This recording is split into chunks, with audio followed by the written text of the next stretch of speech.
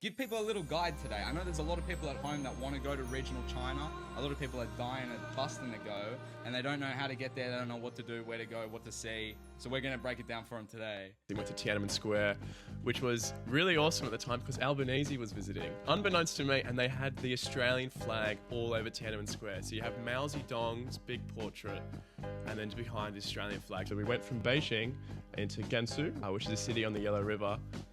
Pretty shit, I'll be honest. Like, nothing like wrong with it, but it's kind of like, you know, going to Newcastle, right? It's like, it's just a place. Inventor of beef noodles, though, and they were really good. And to put in perspective again, but just how cheap China is, we got these beef noodles and they would have been like $1.20 Australian for a huge bowl. And like, I'm not joking, there's like 80 to 100 people on this carriage. Everyone is looking at you. And they spoke English. They loved The Simpsons, and my mate has a big Bart tattoo. And the tattoos are weird for them. And they were like, what? They thought it was so cool, right? I think this interview, this podcast opens people's eyes up to what is actually going on over there. I think the average working class Australian would have more in common with the average working class Chinese person than they ever could imagine, actually. Lrak, it's an honor to have you on the show. We can't do the episode without first explaining, though, how you got your name, because your name isn't actually Lrak. Well, depending on who you ask, it could be. No, well, when I was in high school, I had quite a few mates in my class with a very similar name. So in one of my classes, there was a Kyle and a Carl with a C.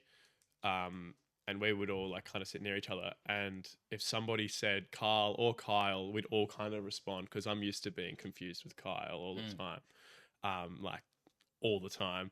So it was like, fuck, we gotta differentiate a bit here. And I was hanging out like at the back of the class with a bunch of essays, and the thing of the day was putting names backwards. So there was this guy we called Andre, and there was like Jai, Iaj, and quite a couple others, but I got called Lrak, and I don't know, it just kind of stuck, and I fucked with it. So it's hard. It goes hard. Yeah, it's good. Absolutely. When I first heard it, I was like, no way that's his real name, but it actually sounds good, you know? Because most people, when they've got like an obvious fake name, it's not good. But this one, I was like, that's kind of slaps. You never heard that before, you know? So, and it's original. No one will ever confuse me again. Really. I've never met another Lrak. No, it's certainly unique. That's for sure. And I fuck with that. No, it's good. It's good. What are you listening to these days? What music are you listening to? Because I know that's pretty unique as well. Well, I'm listening to lots. I think my as I get older, my like spectrum from music taste has exploded. Basically, I used to really be locked into like rock.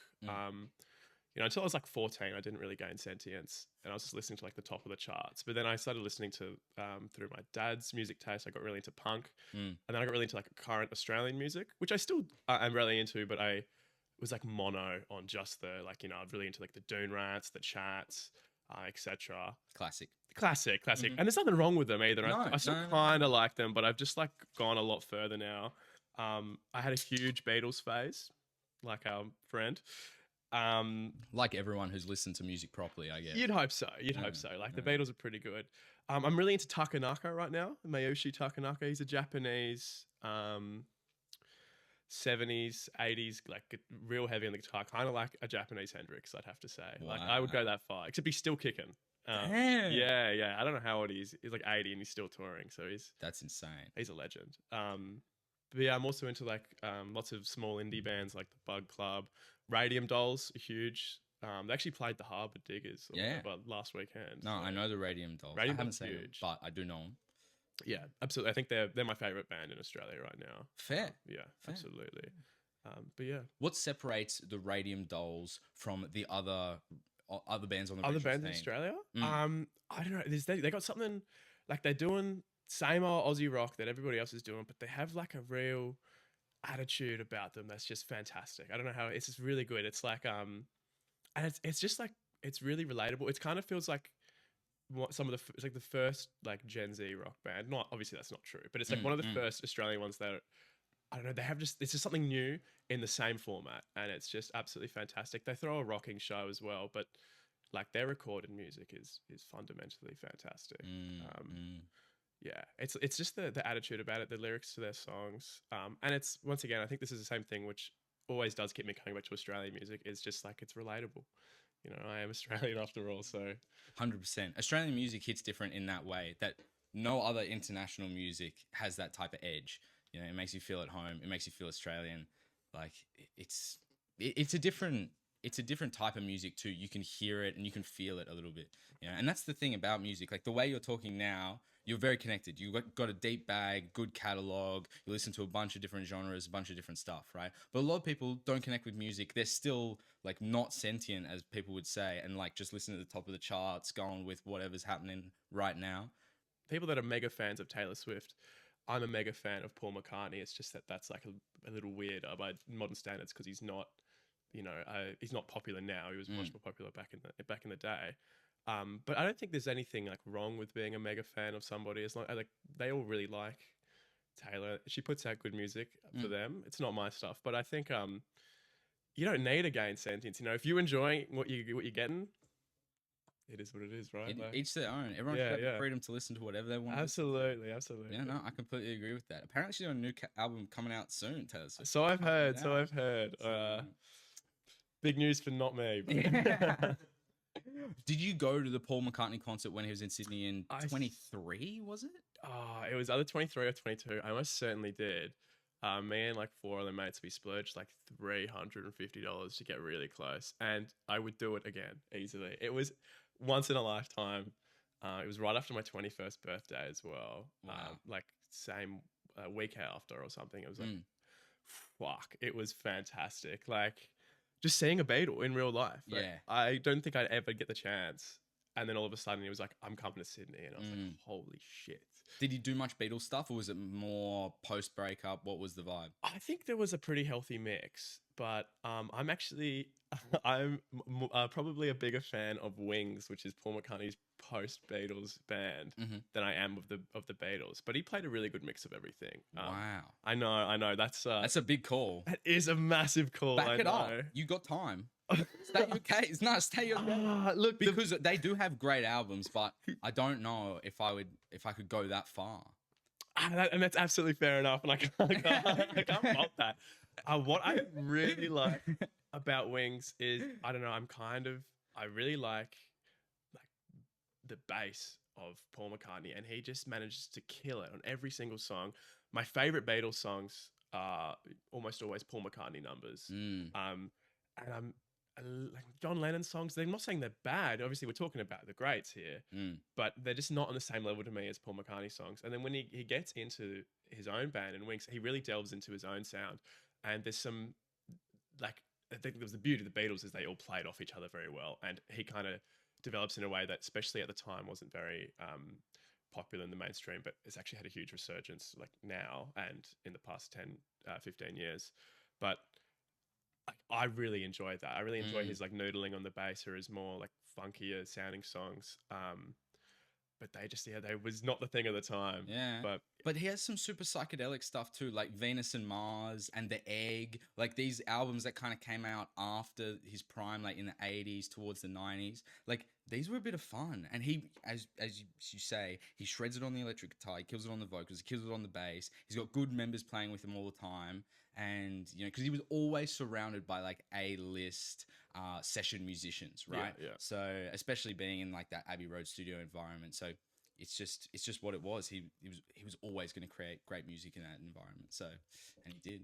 So absolutely. I always try to pick a favorite like Wings album, and I try to pick one that isn't Band on the Run, because but it is just it's just the best. There's nothing you can do about it. Every time I listen to it again, I'm like, fuck, this is like back to back, no misses. But I really like Venus and Mars. It would be my second favorite. It's a really good one, like a bit more electric. There's so many, like there's underrated tracks on Band on the Run, like Mamunia, the song about the rain. Oh my goodness. That is one of my favorite songs ever, I think. It really is. It's a beautiful song. There's so many bangers on that album. But who do you think had the best solo career post Beatles breakup? Obviously, it's not Ringo. Do you mean like commercially or in your opinion? What do you like listening to the most? Obviously, Paul McCartney. Well, okay, fine. Rank the others. What do you think about John Lennon? What did you think about George Harrison's solo careers after, or like in other bands? Yeah, absolutely. Look, I think even objectively, Paul McCartney had the best, just because he's lived the longest. Yeah, it's true. But he, he's Paul McCartney's music had the most longevity because he didn't get shot. He's still kicking, and he's not Ringo as well. Yeah, and because Ringo's still kicking too, but he was never really in the mix. And I think that probably puts John Lennon last because he got taken out so quick. He had a big hiatus in there as well where he wasn't making music. And also, I'm just like a John Lennon hater in the Beatles universe. He's great, but he's probably my least favorite, which is saying something. I don't know what that says, but definitely says something. George Harrison would be number 2. I really like All Things Must Pass. I also really like his self-titled album. That was really good. And then John Lennon, obviously, quite a few bangers in there. But I think he had the lowest lows, even lower than Ringo. Like some of those tracks he's just like eating an apple for 20 minutes.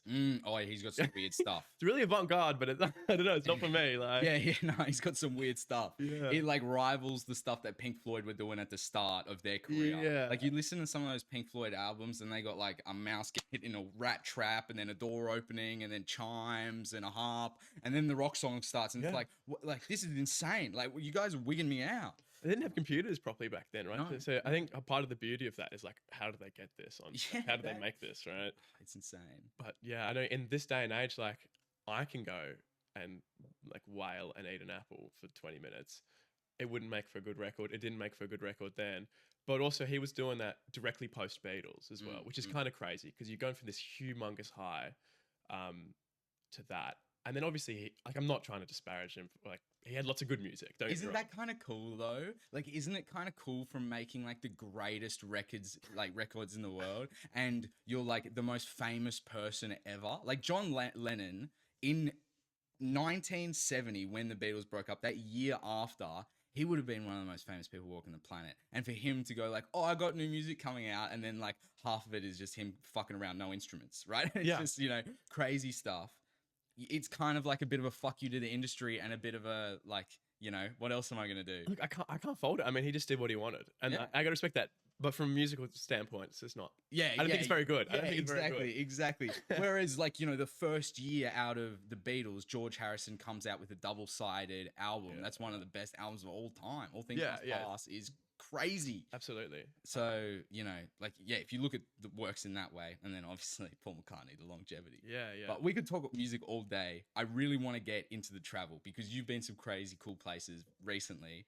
First of all, I want to get into this mainland China trip that you did. I want to tell people where you went, how it was. I want to go from A to Z today. Carl, I actually want to pull up a map of China so we can kind of draw it out for the people and see exactly where Lrak went, what he thought. Give people a little guide today. I know there's a lot of people at home that want to go to regional China. A lot of people are dying and busting to go, and they don't know how to get there. They don't know what to do, where to go, what to see. So we're going to break it down for them today. But what even kicked off this trip? How did you think of this? So I've been keen to go to China for a few years now. I have to say the main thing is that, I'll say this straight away, is I don't drive. So when I go to a country, especially, I like going to more obscure ones, but it's kind of like, how do you get places without driving? So Europe's obviously great because you got loads of planes and you got lots of trains, but China has an incredible train network, right? And like, I just started realizing how cheap it was to literally go from like, if you're going in, if you overlaid a map of China to Europe, like I went further than Paris to Minsk in Belarus, like, and it's like 100 Australian dollars. It was ridiculous. And it was like, fucking hell, okay, you can make a proper holiday where I'm doing like lots of things, going lots of places within 3 weeks time. And it's quite cheap. And I thought like that was a big pull. Also, I think I'm really into politics. I'm really into history, and I've been to China before as a 14-year-old, and I just kind of wanted to see now what it was like what it's like now, and how much of like this wouldn't have been the main pull, but it's like, we get told a lot about China in the media, and it's kind of like how much does it stack up as well.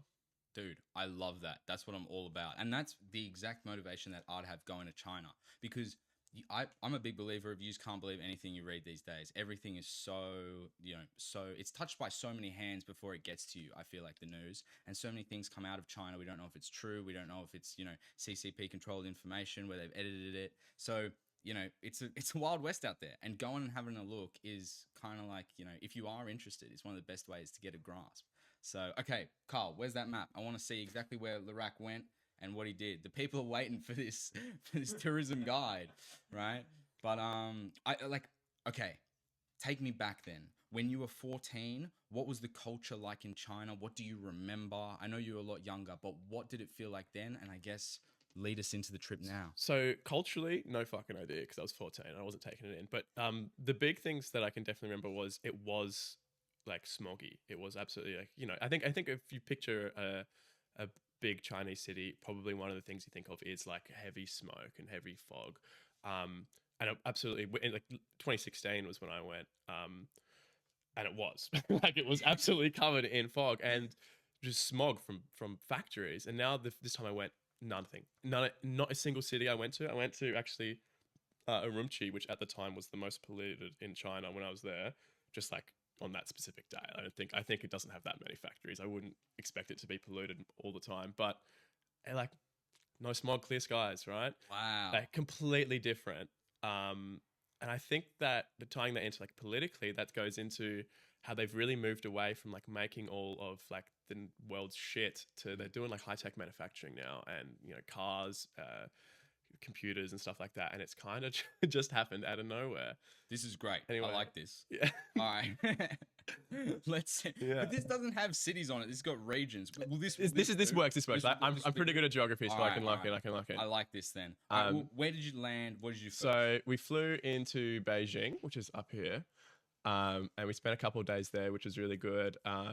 There's just lots of like communist history. They obviously went to Tiananmen Square, which was really awesome at the time because Albanese was visiting, unbeknownst to me, and they had the Australian flag all over Tiananmen Square. So you have Mao Zedong's big portrait, and then behind the Australian flag. So I got lots of good photos of me there, or firing in front of the Australian flag at Tiananmen Square, which is really like a once in a lifetime thing, I think. Maybe not quite that.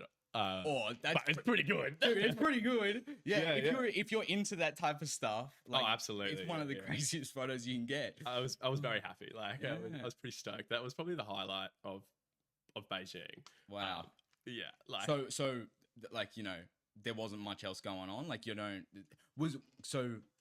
a lot of the fun was outside the major cities. Is that what I'm hearing when it came? Absolutely. To so the main, I think the main bit for me was we actually spent probably almost about a week in Xinjiang, which is all the way over here in far west China. Mm-hmm. And it's been in the news a lot for, it's where the Muslims of China live, and they had at least 10 years of internal terrorism. And it's been in the news a lot for concentration camps or, you know, re-education camps, stuff like that.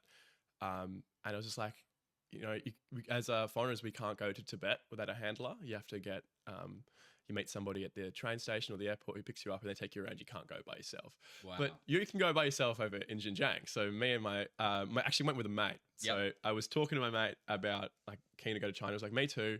Can you do these dates? And we're like, yep, locked it in. And we're just like that easy. We were keen. We were down. Wow. So yeah, anyway, we're getting there. So we're in Beijing. That was a good bit of fun. And then we decided that to get there, the best route was we took a few trains. So we went from Beijing into Gansu, which was in Lanzhou, which is about here, which is a city on the Yellow River. Pretty shit, I'll be honest. Like nothing like wrong with it, but it's kind of like, you know, going to, sorry for my friends that live in Newcastle, but it's like going to Newcastle, right? It's like, it's just a place.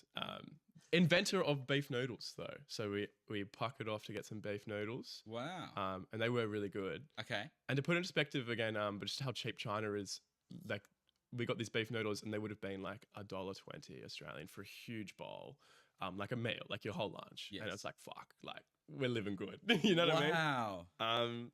And you know, when I travel, I usually get like a hostel or something like that in Beijing or in China. The whole time hotels because you get them for like $30 a night or something. Wow. And I'm splitting that with somebody else as well, so it was so cheap, like it was ridiculous.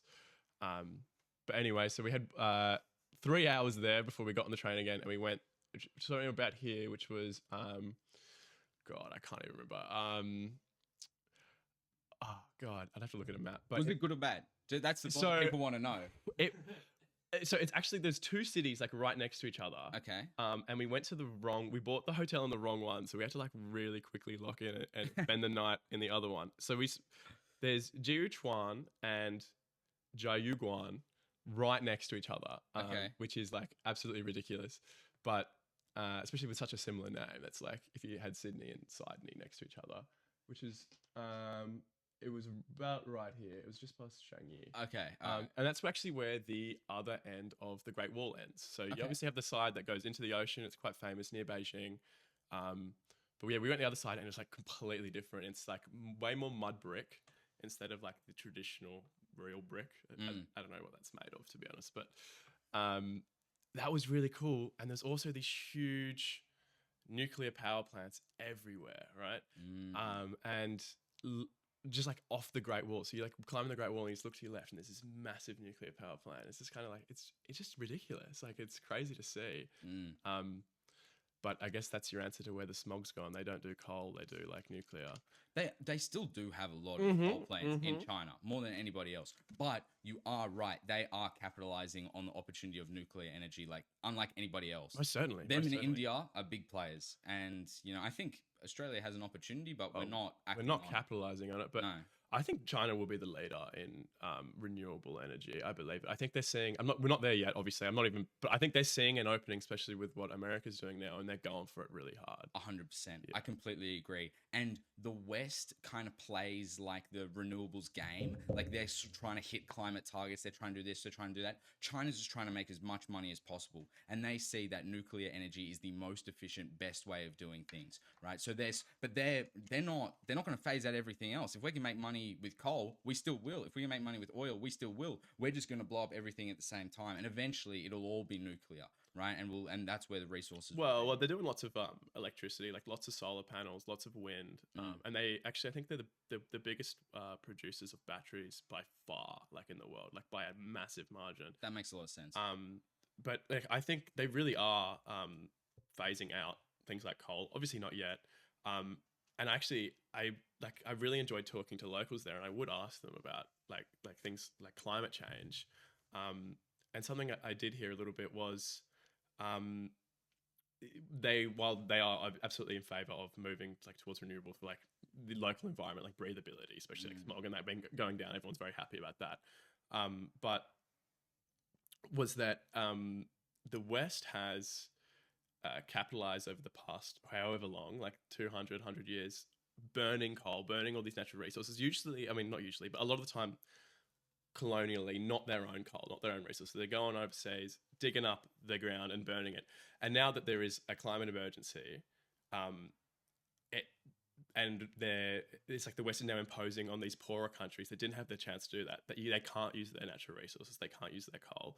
And that is such an interesting take, right? Because it is kind of like that, but at the same time, the climate emergency is also real. Like, I completely agree. Yeah. Like that's the thing when we talk about climate change, people are so like right and wrong, but it's very obvious that there's corruption going on when it comes to a lot of the climate stuff. A lot of this stuff raises a lot of questions where you go, yeah, that doesn't make sense. Why do first world countries who got to profit off this, who built their empires off the back of it, are now restricting countries who are finally getting into a period of economic prosperity and they need that leg up and their natural resource could provide it for us, but we're going to tell them not to. So there's that. But then there's also photos of the Arctic Circle where it's a quarter of what it was 40 years ago. And you're like, both of these things are real. We've got serious problems on both fronts. We got people who are not equipped to be dealing with it in office, trying to sort this out, and then the emergency going on at the same time. It's a complex problem, and that's why there's so many different angles, which provide so much lens for conspiracy or talks about this or it's not real at all, and it just becomes this giant storm of climate emergency, right? And now it's like, it's become a buzzword. There's people on the street protesting for it. There's people online hating against it and saying it's misinformation or whatever. Yeah. It's like it's crazy. But anyway, let's get back to the China trip. I don't want to get too derailed too quickly. I could go on a tangent for sure, but so with the end of the Great Wall, that was fun. Another thing is that I heard a lot of stories like this. Such my parents had been to China in like 2004 or the late 90s or something. And they always told me stories that like you get stared at as a white person and people that come up to ask to take photos of you. And I was like, haha, that's like highly funny, but like that was 25 years ago or whatever. Like it surely doesn't happen now. Wrong. Everywhere we went. I think it helped that they thought me and my mate were gay, so that's like an extra level of exotic. Like not only these two white boys here, there's two gay white boys. That's crazy. That's crazy.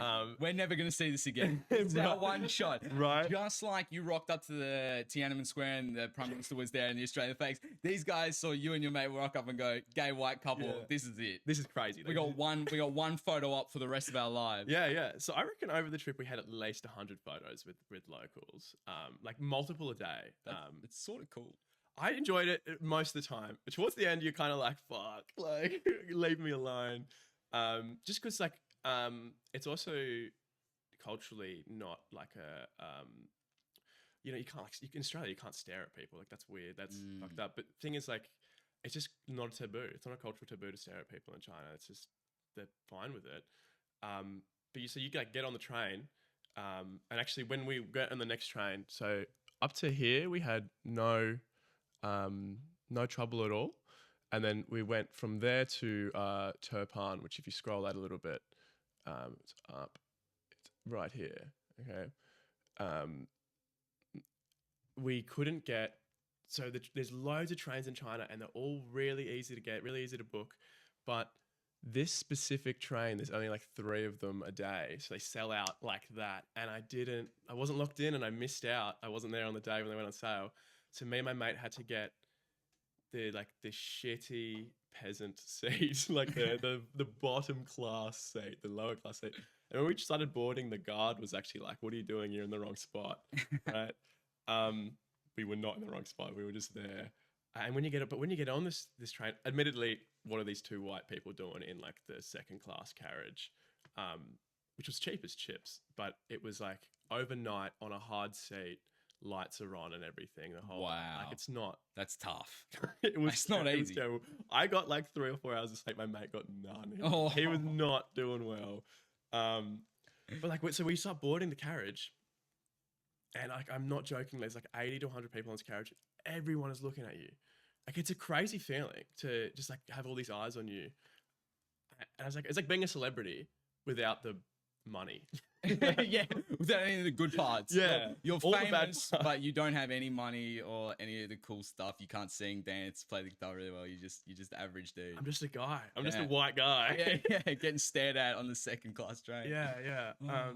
And I don't know, that was really good. And I think actually China was really safe. And this is another interesting like take on it, but there are cameras everywhere. Yeah. Right? That's what I wanted to ask you about too, because I wanted to know if you noticed that when you're around. Certainly noticed the cameras everywhere. But I also saw people that would like park their motorbike and leave the keys in the motorbike, right? Because there's so many cameras that no one is going to steal that bike because they will catch you so fucking quickly.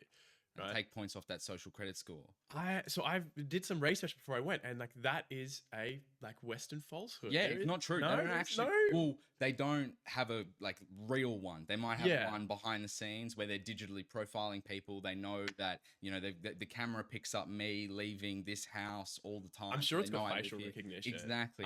But they're not. Ethan parked his car in a handicap point. No. minus 20 points from Gryffindor type stuff. It's not like that just yet. I know, but it's that's the thing. So much misinformation about China coming out of China and going into China. It feels like. So. But it's also kind of like, you have all these cameras. Where does the trade-off begin? Because I think we also have quite a lot of cameras, but the thing is, it's not like, I don't know what percentage it is, but I assume a lot of the cameras are like very monitored by the state. Obviously not the individual store cameras, but there were lots of like in public areas. But also at the same time, there is 1.4 billion Chinese people. You'd be ludicrous to think that like they're all being monitored. It's like if you act up, then you're being monitored. But obviously it's like, I don't really subscribe to the nothing to hide, nothing to worry about. Like, I don't think that's great. No, I don't want to be watched. No, one wants to right. be. And it feels like it's kind of getting that But way. I don't know, but it was like incredibly safe because of it. Yes. Like, I think like you could walk around at night blindfolded with your headphones on, covered in cash, and no one would even try to take any of it because they're on camera, right? Like, I hear you.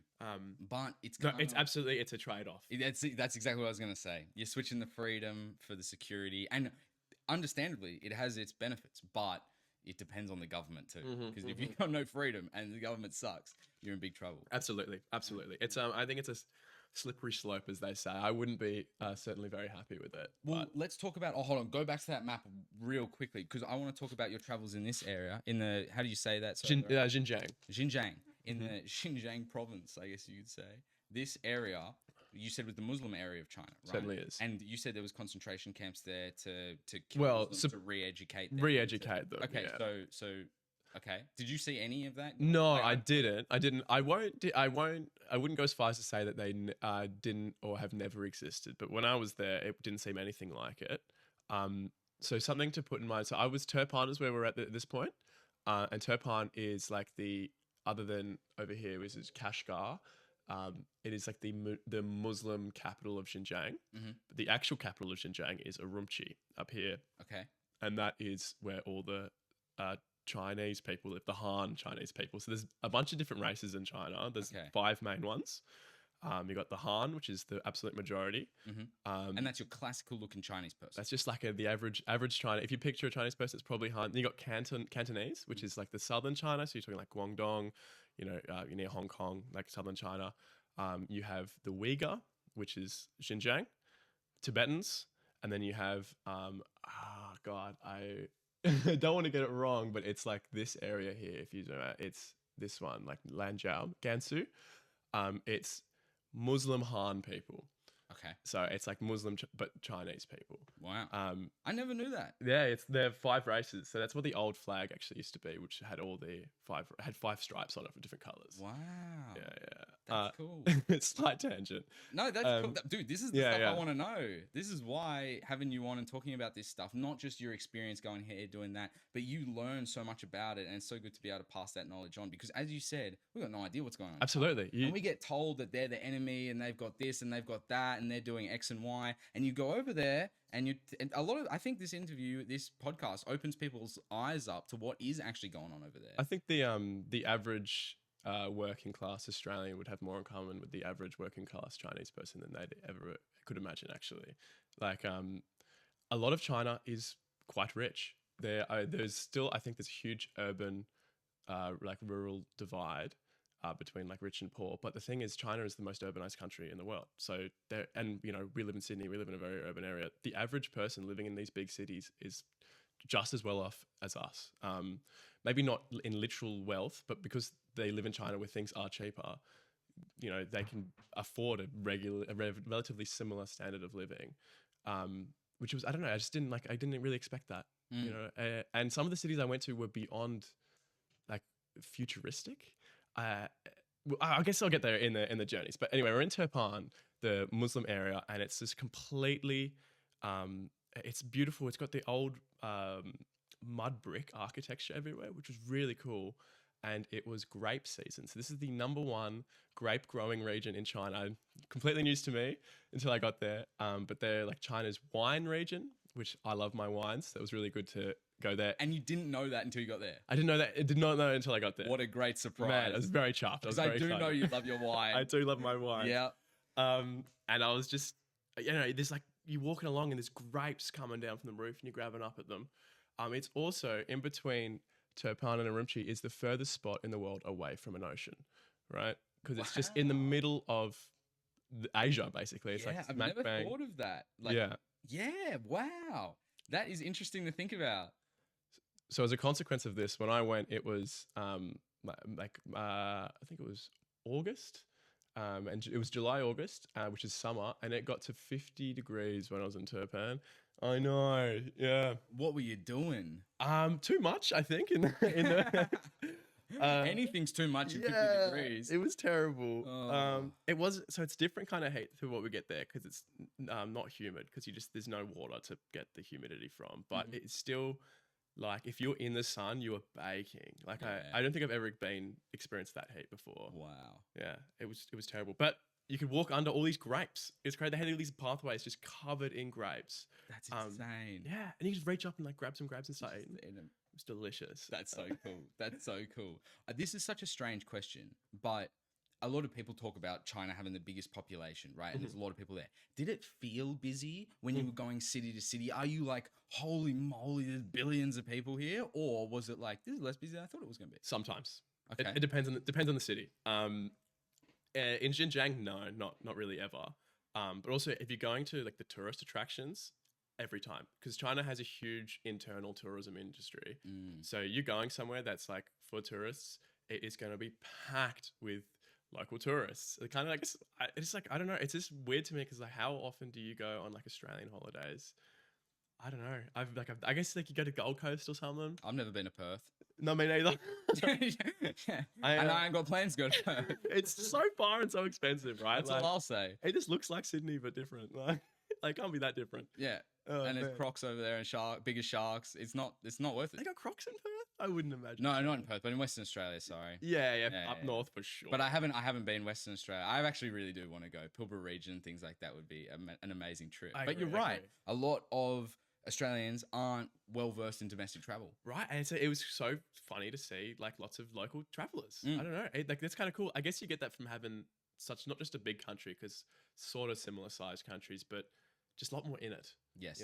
We don't have 1.4 billion people living in Australia, so it's like there's a lot less to do in that regards. But there's obviously swimming and shit, which they don't get to do, which would suck.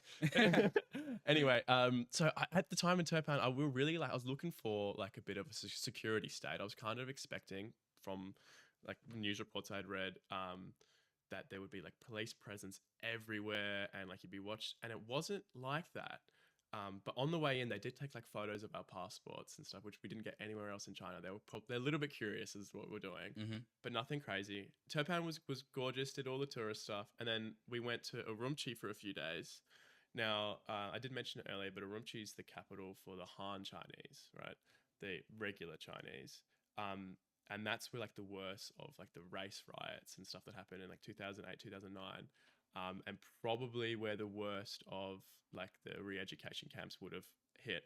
And the difference was actually night and day. We rocked up and there were huge armored like carriers with like, God, I don't know the real name, but like GTA, you get in the truck and it's got that gun on the top and you just go crazy with it. It was like that. Yeah. Like immediately outside the PlayStation, just a bunch of army. And you're like, wow, this is different. This is real. This is real. This is different. And it's like in all the popular areas, there were just like armed security, like properly armed, like with automatic rifles and like armor, and just driving down the street that you'd get multiples of those trucks just going around. And I was like, "Whoa, okay, this is a little like it just felt a lot more, a little bit like uneasy, I suppose." But at the same time, like nothing happened. So nothing. You didn't have any close calls, moments where you saw something happen. I didn't see anything happen, but actually, we exited Urumqi to go to like there's a huge mountain nearby, which was really cool. And on the way back, we passed through like a checkpoint, which we passed through a few before, and like nothing happened. And this one we passed back, they like looked in, and we're in an Uber or a DD, and he looked in, and he was like, talk to the driver in Mandarin, and then the driver pulled over and went to get out and go to the police station. And they like asked us what we were doing, where we were staying, where we were coming from, took photos of our passports. And it was like, that was a little like, it was kind of what I expected for like all of Xinjiang. It was kind of weird to have it in just the one localized area. Yes. So like, I don't think it was that red hot actually. I would like, but for a minute you were like, what's going on? Yeah, I was never worried. I didn't think they were about to make like, I think you get a benefit of being Australian when you're overseas. It's like, are they going to turn this into a diplomatic incident? Also, I hadn't actually done anything wrong either, so I didn't. Yeah, you were just getting Uber. Yeah. What's drinking like in China? I imagine there's no drugs at all. Like, I just think of it being super clean, right? Is there drinking? Like, in pubs and stuff? Is it the same There's thing? drinking everywhere. You go up, you get up, you go to 7-Eleven, you get a beer. Okay, so it's typical sort of Asia vibe. Absolutely. Okay. I was smashing Qingdaos like it was nothing. Yeah, classic. Ate happiness cigarette in one hand, Qingdao in the other. As full performative Chinese male. It was drinking is like encouraged, like massively so, I think. Wow. Like, well, maybe not encouraged, but like there's no law about it.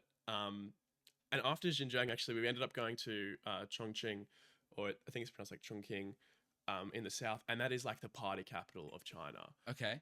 Where's that on the map, Carl? Where are we looking now? Hold on, Carl. Let's have a look at this because I need to get some context. So you're saying it's down south? Yeah, down here more. It is right here. So it's actually okay.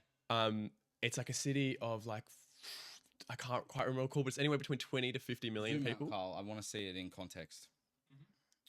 right here, and it's the only city in China which has its own like government.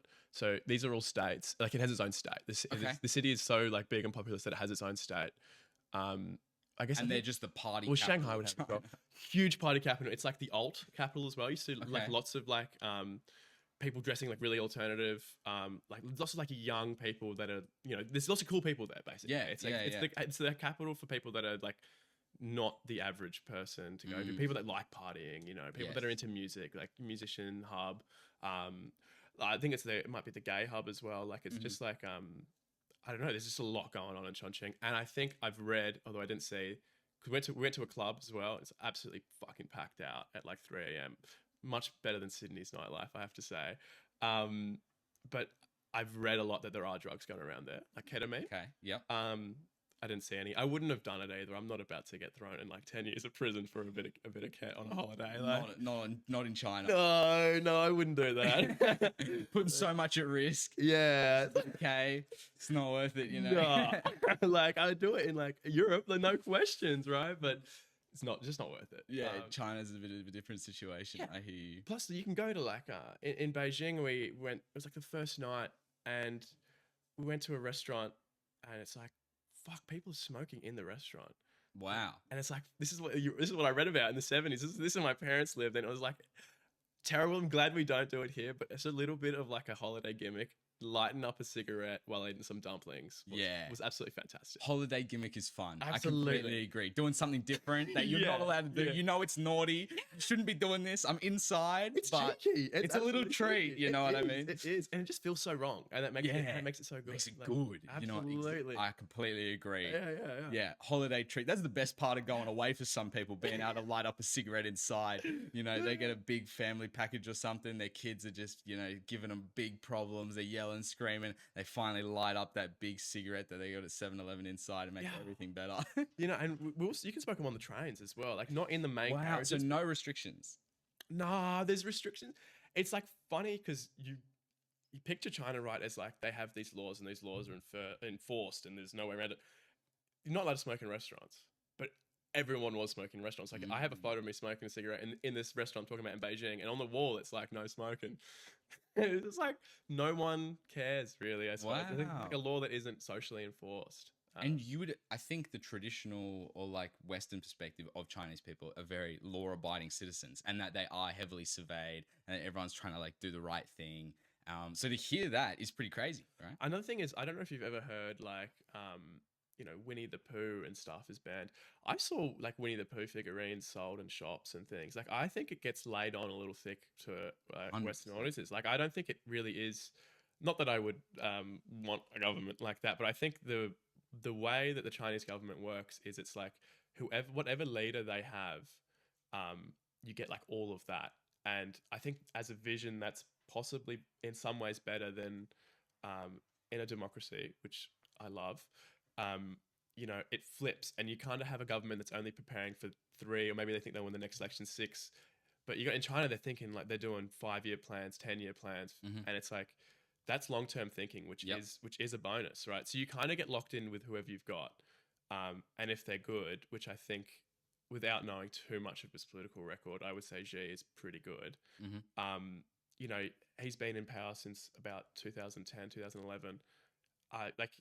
We've had 14 years of a really good government, right? So you just kind of get, you get what you get, but if it's good, you get really good for like 15 years. The downside of that is if it's bad, you get that for 15 years as well, right? 100%.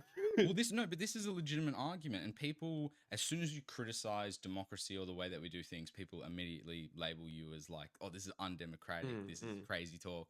But it's true. We have a system that flips on itself, and policies are enacted and plans are written and they're never followed up because they lose the election, and then people are doing things to try and win themselves the election instead of focusing on long-term goals. It's a bad system at the end of the day, and it's not the best way of doing things. If I was running a company and we had a mission of, you know, getting the most customers to sign up for our business, but then every 4 years the whole team had to change, everyone had to learn something new, we had to shift the way that we were doing things, change it all up. It's not the way that anything should be run. It's, you know, it's a system that there's so many, just like we were talking about climate change before, there's so many complexities involved in it, and there's so many strings being pulled by so many different parties, organizations, people, that it's just this big messy ball that you can't really combat at all. And at the same time, really good as well. You know, and Exactly. yeah, There's goodness in that too. so I think when you get like a government like China's, where you do have the same government 15 years, it does let like you do let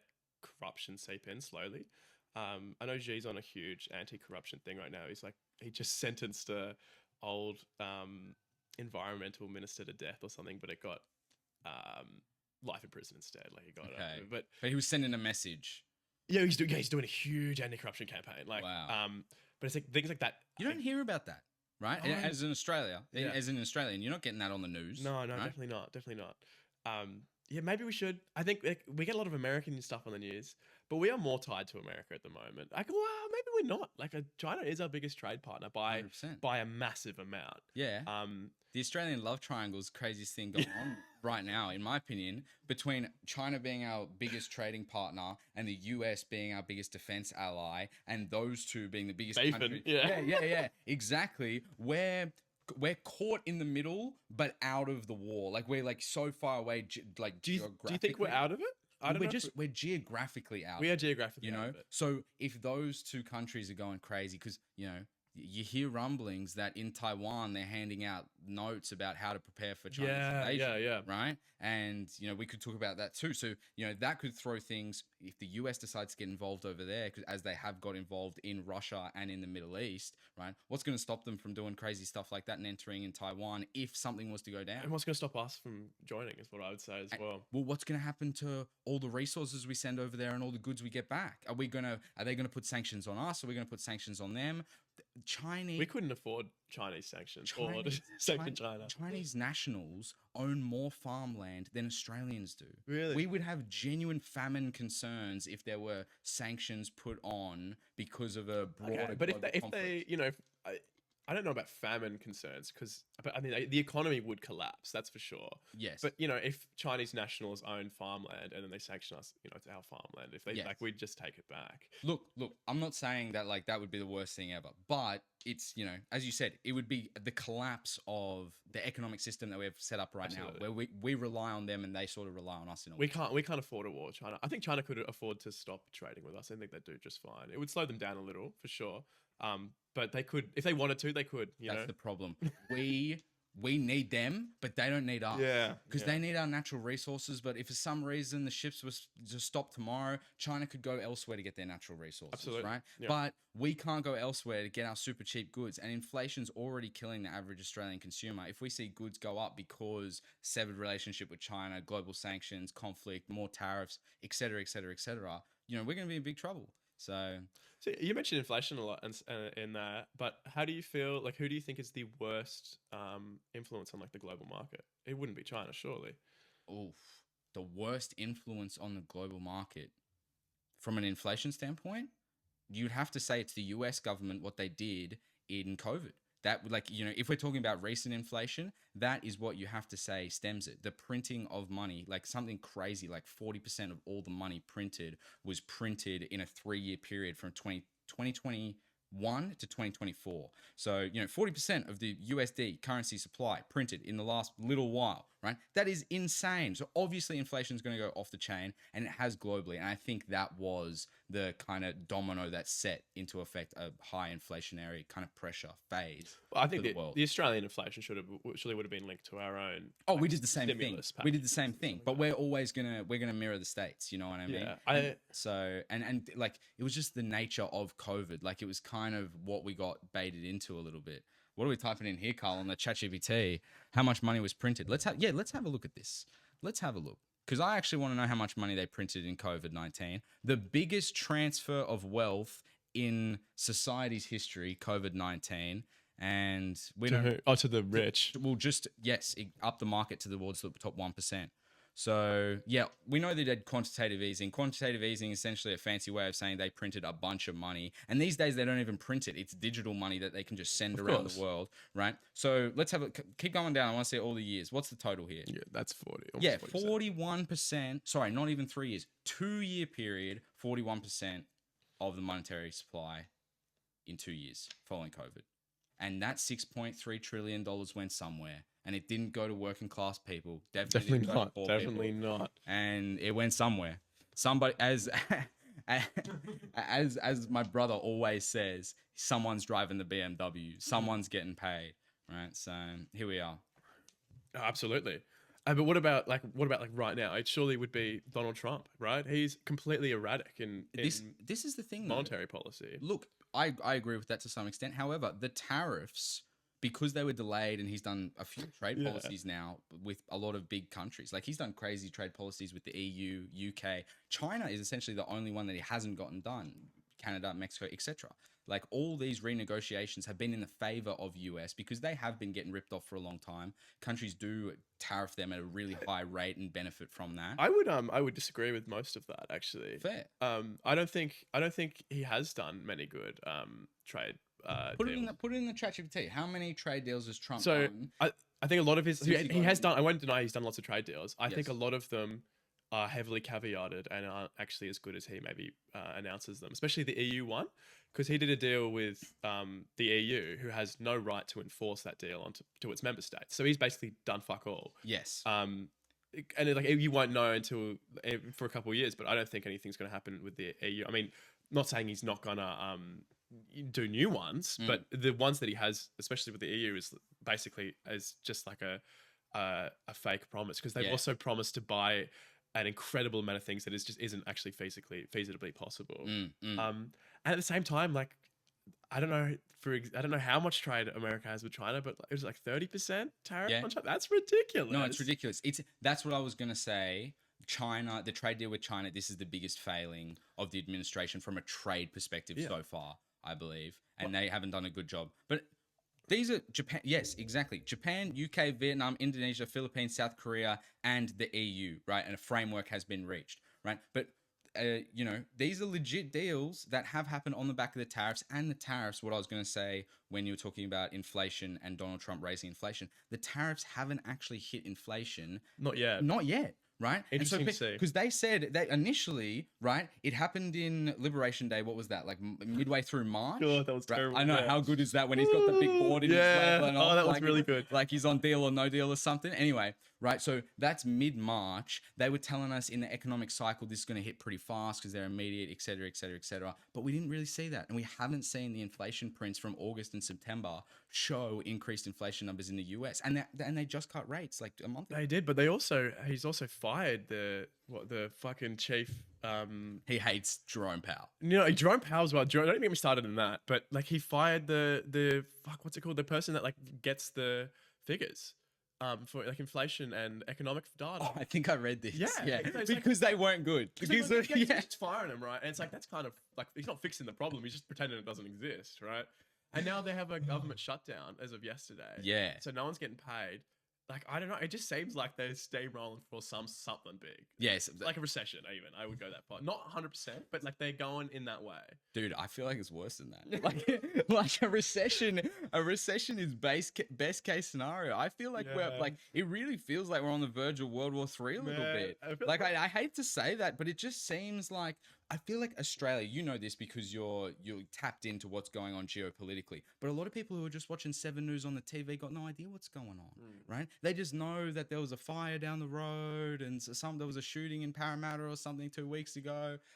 But what's actually going on in the world is pretty scary. So yeah, here we are. Yeah. What from your perspective, I guess, counter that? What do you think Donald Trump has done from like an inflationary standpoint to get us to the position we are now, or just bad stuff that Trump's done in general? Oh well, if you go like politically, he's like actually I think easily the worst president they've had in at least 50 years. I don't know. I would absolutely put it higher than that if I could start rattling off the other presidents, but I can't. Like he's worse than Nixon for sure. The guy who actually got impeached. Nixon's bad though. Yeah, but I think he did some bad stuff. Yeah, but I think Trump. I think Trump is worse, and I think the main thing for that is that when Nixon got caught, it was done. Trump gets caught every day doing something terrible, and he just kind of gets away with it. And he's got the Supreme Court stacked with Republican appointees, which and this isn't. I'm not going to say this is like a Trump failing. It's the failing of the entire American democratic system. They have Agreed. They have the worst gerrymandering I've ever seen. Yes. You got voting districts that look like this, and it's like, what the fuck? Yeah. You couldn't have that here. Like, it's blatant corruption, and it's been like that for 30 years. And Agreed. it's not just Republicans as well, it's Democrats. But like at this point, like it seems there's no way out. And I think Trump is genuinely, and I don't use this word lightly, I think he is a bit of a fascist. You know, especially if you think the illegal immigration that is happening, which I wouldn't say isn't an issue, but the language they use for these people, illegal aliens, that is ridiculous. That's dehumanizing. That is not, these are not real people. They're illegal aliens. There's not even a name for a person. That is like an extraterrestrial that has entered our country. It's like, that is ridiculous. And they continue, like they ramp up the hate. And then when something bad happens against them, they use that to further ramp it up. You know, it's like, obviously political assassinations suck. It was not a good thing that Charlie Kirk got assassinated. But then if you see Trump's speech afterwards at his memorial, he's like talking about how he hates the left. And it's like, what is that? He's like, I hate my enemies. We need to destroy the enemy. But it's very broad and vague what the enemy is. It's up for the person listening to decide. That ratchets the heat. That ratchets the temperature up more. I am not convinced that there hasn't been, like, I think there will be retaliation for Charlie Kirk. I think somebody on the left will get assassinated. Oof. I can't, I just don't like it. I don't know. And it just seems every week seems to get worse.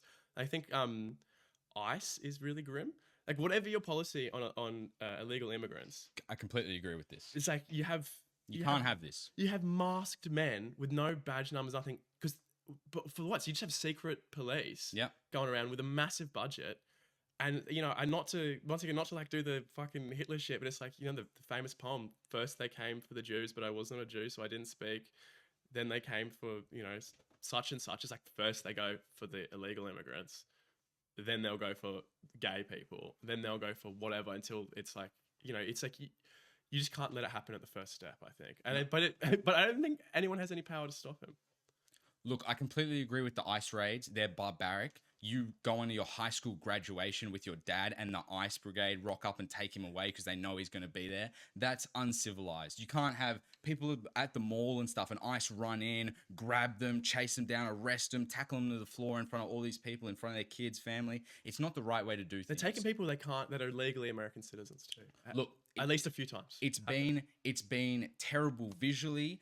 Obviously, as you said, Trump uses inflammatory language, so it's been terrible verbally. It's been a poor handling of the situation from a media perspective, but I think everyone can understand that America had a serious immigration problem at the end of the last administration under Biden. And I think if you look at the numbers, they have 17 million confirmed cases of illegal immigration in the US in just that 14-year period. But Trump was going out there during the campaign and saying it was higher, 30 million. Can we get the numbers? Let's get the numbers. How many people were traveling illegally? How many illegal immigrants did they have during the Biden years? Let's look that up. Because this is a problem too. And can we just get like a chart for the past like 10 years? Let's see. Yeah, let's pull up the chart. Because this is, Trump always talks about this, the chart that saved his life, right? Where he's got and this is the one where he almost got shot and turned his head. Yeah. It's the immigration chart that he's showing. And this is true. Under Republican President Donald Trump in the 2016, his presidency in 2016, and now his new presidency now, illegal immigration has halted and come to a stop. And under Democratic government, it's come up. There's many reasons for that. I think a lot of what you're saying is right, but I also think there's a big incentive for these large multinational corporations to let people storm the gates, get cheap workers in that they don't have to pay serious American wages to, have people working in these factories where they're unregistered, undocumented. It's a loophole for those large. But you have these people that are being exploited by these corporations. Of course. Like, why is it never the corporation that faces trouble for this? Like, if the penalty was if we catch corporations underpaying illegal immigrants like harsh prison sentences with harsh monetary, it fucking wouldn't happen. No, you know? no, I agree. The company should be held Yeah. accountable. But this is an argument people make to why the left and why so many left-leading companies I would like to see want heavy levels of I would like to see immigration. the stats for immigration. Carl, come on, we gotta pull these up, man. We're gonna move on. But no, because it's interesting. I think this is an interesting case right now. It's like in the US, it was, let's say it's not what I wrote, because I said 17 million. I believe it's 15, 16, 17 million over the course of that period. But Trump was saying during the campaign that it was much higher. So let's have a look. So what's that say? 10.8 million. Do we want to? Let's see these charts. Whip 'em up. Carl, we got to be able to see it. What's the bottom say? What's the where are we looking? All right. But this is only This is killing me right here. this is only 4 years. I would like one that has include from at least 2016, because I reckon it wouldn't shock me if it might be, because this is just under the Biden administration essentially. But you can That's high. but look at where it is in 2020 when Trump's leaving office. Yeah, but that's low. also during COVID as well. So people Yes, aren't traveling, right? but, Come on. Carl, we've got to get the bigger chart, mate. You got to help me here. But okay, look, I reckon whether it's 10 million, 15 million, 5 million, right? There were towns like Springfield, Ohio, that had a population of 600,000. They're eating the dogs. I know, right? But they had a population of 600,000, and they get like 450,000 migrants show up there on buses. I don't believe that's because true. it's a sanctuary. I don't believe that's true. I don't believe that's true. Fair. We got to look these things up. We got to pull it up. That's the thing. You don't know these days. It could be misinformation. It could be bullshit. I'm 100% certain that it's not true. There were immigrants in Springfield, Ohio, but because there were Haitian immigrants in Springfield, Ohio, the numbers you just said would be grossly unproportionate. It was something insane like that, Carl. We have to look it up, because it was like an insane amount of the population that you just go, of course there's going to be cultural shift in the town. You know what I mean? So I think but so many areas of the world, what do you think about what's happening in the UK right now? Because they've got a lot of immigration talk and mass migration stuff going on as well. The UK is also going, in my opinion, terribly. No. In every state of the world. We can agree with that, because I think I feel like we fundamentally agree here that there is a problem. The ICE raids are bad. Donald Trump does use inflammatory language. Not just Trump. I think the whole Republican regime does, actually. I don't know. I disagree. I mean, you got Caroline Levitt, the press secretary, comes out there, literally. Because I read the news every day. Yes. I love it too, don't I? I'm a big news person. Absolutely. And every day it's just the most inflammatory shit I've ever seen. And I think it is scary, right? That's true. It definitely is scary. And they're playing with fire here. Okay, so this is during the Trump years and then during the Obama years.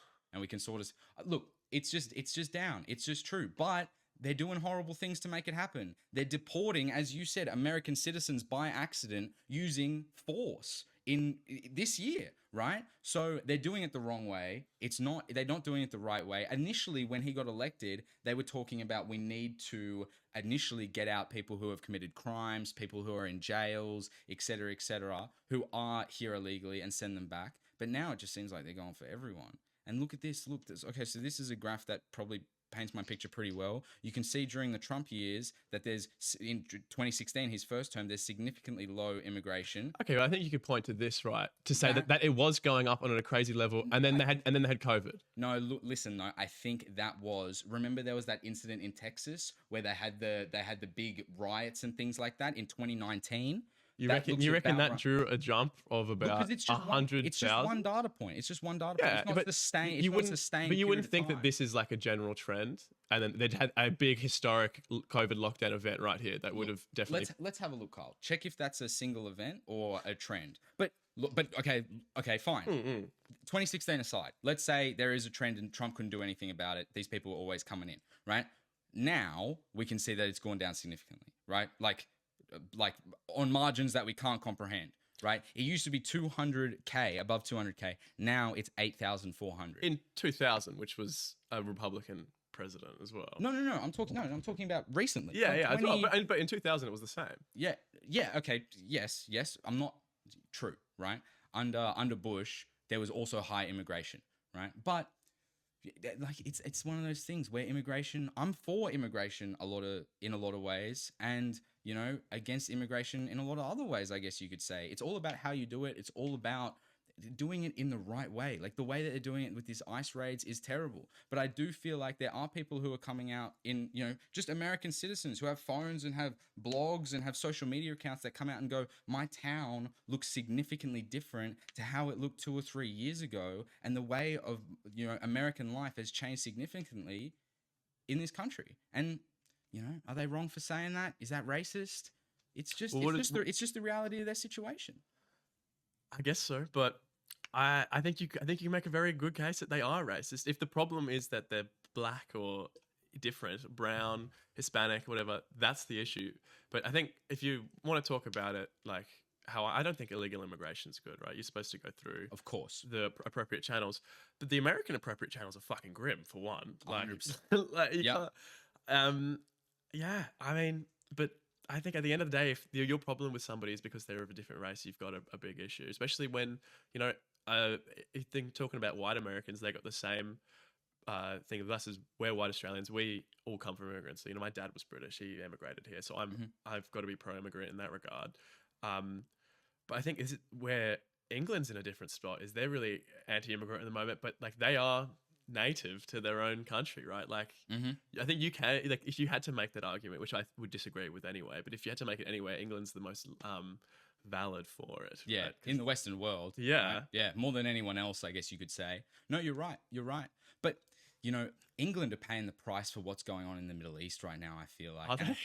Well, I feel like they are. I feel like in the UK, they've had serious immigration problem, and a lot of those immigrants are coming from Middle Eastern countries. That's like, you know, we could pull up the stats. They actually have, and a lot of that is because Africa before they did Brexit, they were allowed to send them back to the country they came from in Europe. And then one of the things they tore up with Brexit was the ability to do that, which I think is really funny because Nigel Farage is one of the reasons they had Brexit, and he's now the anti-immigrant guy. And it's like, bro, you fucking caused most of this. Like, I know, but what are you going to have, Keir Starmer again? Who do you think wins? Keir Starmer's got to go. Oh, boy, do I think that's true. I think he's going to go within a couple months. Like, I don't think he's going to. Well, they have the election. They have an election soon coming up. Nah, the election's ages away. Is it? They have like local. Year? They have like a Welsh and they have like their individual country. Scotland's got an election coming up. Yes. I think maybe England too, and like Labour's going to get wiped out. But Starmer. I think I come into a little different side. I vote Labour here. I wouldn't vote for Starmer. Like, he's so terrible. Are you voting for Nigel Farage? No, God, no, absolutely. Who else are you voting for? Anybody else? Like, that's all you got. You're either I want to see the UK sink into the ground on this Starmer, you know, grave. I think okay. If you're making me choose between Nigel Farage and Starmer, I'd go Starmer any day of the week. Farage will be fundamentally worse for the UK. His political damage has already been fundamentally worse in the UK. He caused Brexit. I think Brexit has been nothing but a terrible idea for England. I completely agree. Yeah. Brexit was silly. It just made the country. Who was Brexit's number one dude? It was Nigel Farage. It was him. What makes you think he's going to be able to rule the country normally? Look. I completely agree. And that was a big blunder. And he did it because he's independent and he's nationalistic. And that was the whole point behind Brexit. And it ended up being this big economic media disaster, right? And I think that's true. However, if the UK doesn't correct course and face its immigration problem head on, and if they continue to have another 4 years of Starmer, so would you say they are in big trouble? You think the biggest problem with the UK right now would be immigration? 100%. I think unequivocally, they had the biggest protest of all, the biggest UK protest they've ever had most recently. And it was the immigration protest, right? So you have to say, they've never had a protest this big about anything before, right, in the UK. So you have to say this is the biggest issue they're facing, at least from a democratic perspective. The people in the streets. I wouldn't know if it was the biggest ever. They've had some gnarly, especially if you look up like 80s riots and stuff they had in England. They had crazy riots. Definitely recent. So there you go. Let's have a look. So against the war against Iraq, right, which would have been Tony Blair's government. The most recent one, I think I saw 50 to 200,000 people, right? Is that true? Only 50 to 200? Yeah. Let's look it up. What was the protest the other day? The most recent one they just had? 'Cause that was all over the news as well. Reform UK protest, it'll come up. And you see the drone footage and the streets of London are just... And, you know, You get the same thing with like the Harbour Bridge protest. 100%. What do you think about what's going on at home in that case, from that same regard? Because we're kind of mirroring a lot of the problems that the UK and the US are having on a smaller scale. I disagree. I think we're doing quite well on that in the broader sense of that. I think, I think there's nothing wrong with the Harbour Bridge protest. I think people are upset that Australia hadn't done / isn't really doing enough to voice our opposition to what's happening in Gaza. I think that's fine. I see some people that are like that you should only be worried about Australian issues. I think you could argue that maybe that was fair enough, but I think you go on social media, there's a good chance you might see like a fucking child getting blown to pieces by the IDF, and it's like it's not hard to be against that. Like, and like, it's kind of rough seeing like you're seeing this shit for years, and then your government just says like the most tamest shit about it, and it's like people are upset by that. That is an Australian issue because obviously we're not going to start going into Gaza and telling Israel to fuck off. Like that would be ridiculous, and no one thinks that. But they want us to stop supporting the Israeli government, and I think that's fair enough. Like I don't think there's anything wrong with that.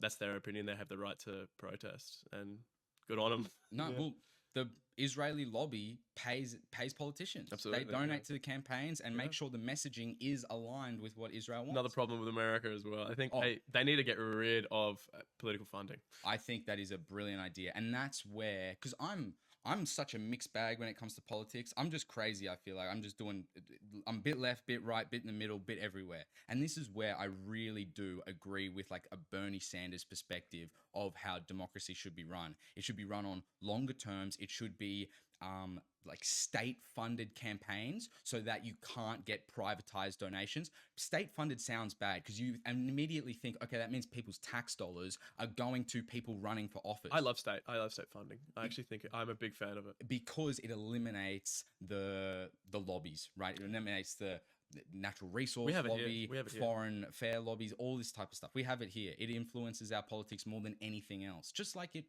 obviously, that's like saying it's like money influences politics. It's the same thing. They just changed the laws, and it's actually really good. I think the new changes. It's kind of shit if you're independent, which is not great.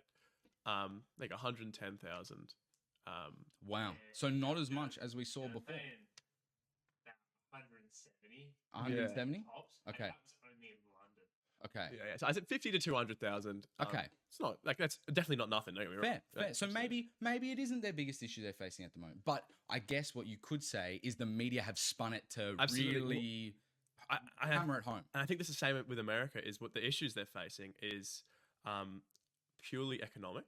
And I don't mean on like how the country's doing, although both of them are probably doing relatively poorly, to be honest. Although I mean, stock market's never been better. Stock market's up, crypto's up, gold's but up. the average person's not doing well, right? Especially in America, especially in the UK.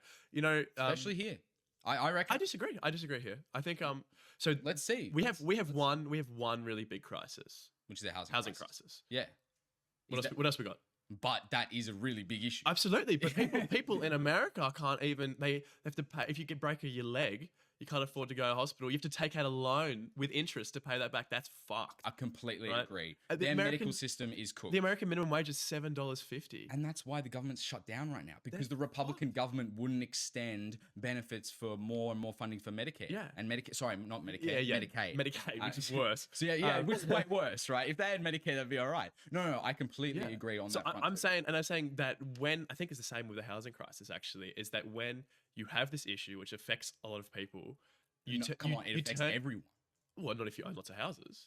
Okay, fine. The problem doesn't affect everyone, but the housing, you've got a housing problem. Absolutely. You've got a problem. So, and then you turn to find someone to blame. And I think it's the same in the UK and the US with slightly different issues because I think it's more purely economical.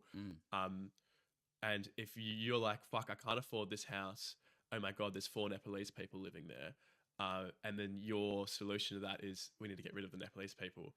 In Australia's case, it is absolutely geared towards property developers and using property as an investment. I think that's the inherent issue, not the immigration. Immigration doesn't help. I will never deny that. But when, especially our economy is so tied on immigration, right? You can't just you can't just stop it, right? And I think it would be much better to get rid of the tax advantages to own multiple homes. Negative gearing probably has to go. Absolutely has to go. Yeah. It's like ridiculous. You own 10 homes and you can make a loss on rent, and therefore you don't pay that on tax. What? Like, that is fucked. It's a policy only open to the top 1%, really. Like, it really is. And the more homes you have, the more it benefits you. Absolutely. And you can essentially run a property in the red, not be making enough money to pay for your mortgage, to pay the mortgage, and you make that back on your taxes. It's crazy. Absolutely ridiculous. No. And that benefits no one but homeowners. Exactly. Right. And so, but this is it doesn't feel like the government, whichever way you look, whichever way you lean, is doing anything. Yeah. It feels like they're sort of just masking the problem and hoping that it'll go away. Like what's recently been in the news, the 5% deposits just launched, right, in the last couple of days, right? And it's just a band-aid solution. Saddles younger Australians with bigger debt too. Like, not just that, but it just pumps up the housing bubble. We have a demand and supply issue, right? This is the problem, right? This is the big problem, right? So demand's only going up, right? And supply, it's obvious the government are behind on all their targets. They're trying to make X amount of homes. They've made Y amount. They're really behind. But if you're going back like 5 years, they didn't have a target. So, Agreed. So they're making moves in the right direction. However, they're nowhere near where they need to be to provide genuine relief for average Australians, right? So you have to go, okay, on top of the supply crisis, we have to do something else. Otherwise, this is going to get out of control. Otherwise, what's next after 5% deposit? 4%, 3%, 1%? No lenders mortgage insurance. They already took that off. Exactly. So it's kind of like, what more is there to do, right? This can only end one way, which is more and more debt on the average Australian who can't afford it. I have to say the only good thing is that it's the first time, so it doesn't benefit investors. But I think this absolutely policy needs to be tied in with well, obviously they're building houses. I don't think I think it'd be ridiculous to say they're not building houses. They're not building them quick enough, sure. But and maybe this is just pure hope and coping, but I hope it's like something that have like a snowball effect. It starts a little slow and then it's going to start pumping. I don't know if you saw, but Warringah Mall recently got approved for 38-story buildings, and the council tried to fight it, and the local government said, "Nah, get fucked," and they just forced it through, right? Which I actually think if you cannot say that there needs to be more supply and then be against that. I completely agree. Yeah. You can't be. This is the same thing I say about nuclear energy. It's like no one wants it in their backyard. You can't be pro nuclear energy, and but if there's one opening, not in my suburb, not here, right? Yeah. And if you're pro housing affordability, like I guess we all should be. We all have a stake in the country. I personally want to have kids and continue living in this country. Absolutely. They're going to have to deal with the crisis that we're dealing with right now. Maybe worse. Right. So, this has to go. But this is what I think. I think you're completely correct in saying that. However, I think right now, supply is not going to be able to fill the gap that needs to be met right now. And it just doesn't look like the projections are going to be, they're not going to, So what's your solution? The supply side isn't going to get any better, right? We talked about that. It has to be on the demand side. Immigration might have to come down. It is being come down. It's been cut. I agree. And it has. And since COVID, we have seen it fall. However, it would make a little bit of sense to give some people some relief and maybe close the borders for a little while. I don't know how I'm not saying that's what you need to do. I'm not saying I have the answer. You need to close it for X amount of time and this will provide this much relief. But we're cranking that supply lever as much as we can, and it's not keeping up with the train fast enough. Look, we've got to do something else. I work at BWS, and I'm telling you, BWS and its separate company, Woolworths, is fucking held up by Nepalese people. If there were no Nepalese people in Australia, Woolworths would collapse overnight, right? I'm telling you, I'm in like a group chat to pick up shifts, and so I was like, hey, can anyone work to like fucking 9 hours tomorrow at Saturday night? And fucking dead, and instantly a Nepalese person will be like, me. Yeah. I'll be there fucking right now. They single-handedly hold up the immigrants hold up the bottom end of our economy. More than I think you may even notice. I completely agree. So it's like, how do you turn the tap off then? Because businesses would shut down. Maybe you can be anti-Woolies or whatever. That's fine too. But if you're going to come from an economic standpoint, stopping like immigrations is not going to fix it. And also, they fucking spend a lot of money while they're here. Agreed. The only reason our GDP is in the green is because of immigration. And they get super, and then they fuck off back home, and we fucking tax their super out the waz. That's hilarious, right? Like.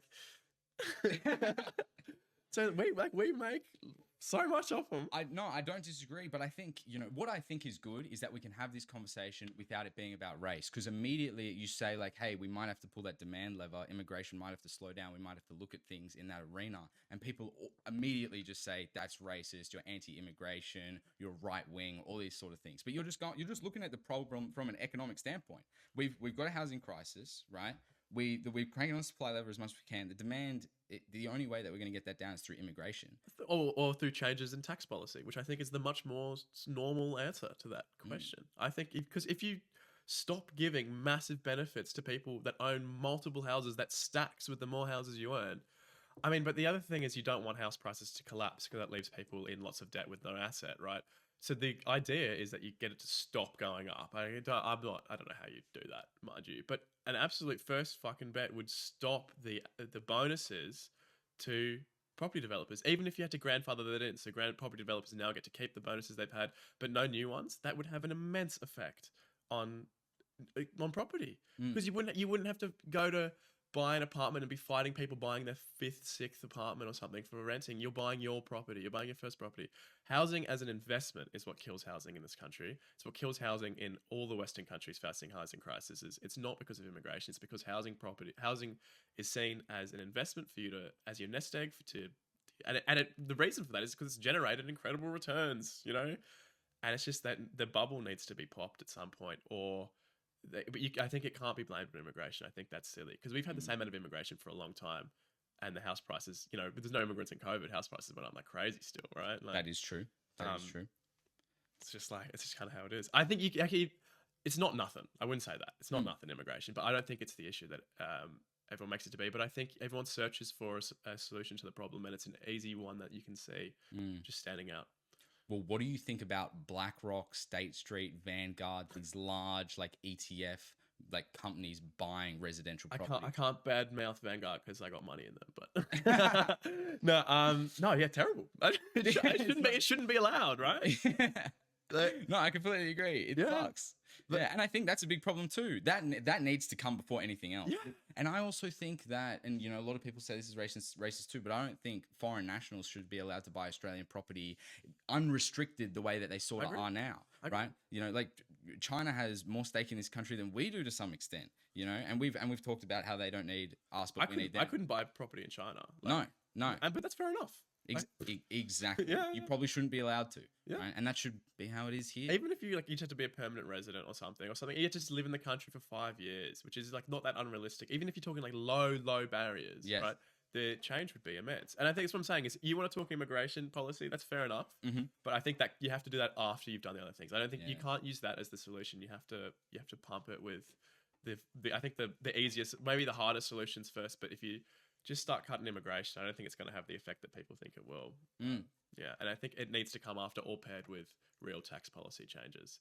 I think we see eye to eye to some extent on that because it's kind of like, I agree, the tax policy needs to change. Negative gearing needs to get out of the system. There shouldn't be bonuses, as you said, for these residential development companies. The system's rigged against the Australian consumer, against first home buyers who are now taking out more debt than ever, that it's going to take them 30 years to pay off if they don't get in trouble sooner, right? So, yeah, it's kind of the situation we're in. But I feel like, you want to say that there's kind of hope on the rise, that things will get better, but it doesn't feel like either government's kind of content on changing this. It's like I switch between it's going to get better or it's just going to get so much worse that it gets better. Like it's going to get so much worse to the fact that the bubble pops, which would leave Australia in a much worse situation. But the thing is, if I don't own the house, then I'm fine. Yes.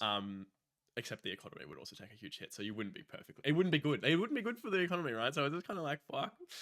It's a tough situation. Eh? These things are so complex, and people that know me know that I love talking about this stuff and breaking it down. It's, because that's the whole point of this show. We get unlimited time to understand the different points to the argument. You're telling me a lot about stuff that I didn't know about, and hopefully I'm doing okay and presenting a side of the argument too. And it's cool to talk about these things, and I think they should be freely talked about in a free way, unrestricted, so that people can get educated, so people can find out about this stuff and know more about it and have kind of a horse in the race. I think there needs to be a tax on empty houses. Not necessarily one person living in a big house, but my grandparents own 3 properties. The place they live in, a unit in the inner west, and they also have a house on the Central Coast There's just nothing in it, Yeah. right?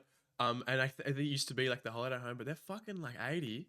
They don't go to the They live in Penrith. They're not going to Central Coast. Like they're just not doing it. It's a perfectly good home that somebody could at least be renting out, and they do nothing with it. Put on Airbnb, something, right? And there should be a tax drag for that. You should cop like 20K of your in fucking damages for not renting out a property or something like that. Like I think that, or selling it. God forbid for a profit. Like, you know, like there's no reason for them to have 3 properties. No. Especially one that they don't even use. It's just sitting vacant in somewhere in the Central Coast. Could be someone's like, you know, fucking family home. It's ridiculous. Agreed. Yeah. We can't say that we're in a crisis and then have this type of stuff going on. Like the government uses that 2 different languages to describe the situation. It's insane to see the polar shifts, and I guess we'll see what happens in this space. But okay, back to the China conversation, because I got more to ask. I got stuff I want to know. Yeah, hell yeah. Because we were talking about the Muslim re-education camps and the concentration camps, but another thing that you hear over there are the Christian concentration camps. Okay. Like, you know, and you hear the CCP being very anti-religion is what I've kind of like come to know through the news and through people talking about China. They seem like they're sort of they want the communist regime to be what people look to kind of give them hope. They're not very pro-religion in any sense. Did you sort of feel that when you were over there? Was there a spiritual detachment that you felt? I was actually really shocked by how so I would say that yeah, they are anti-religion quite broadly. But I think they're not anti-Buddhist, which was kind of shocking because I go to all the tourist places, which is usually like temples. People praying all the time, absolutely praying to like I don't know if it's Buddhist or they have their own kind of religions as well, which I'm not versed in at all.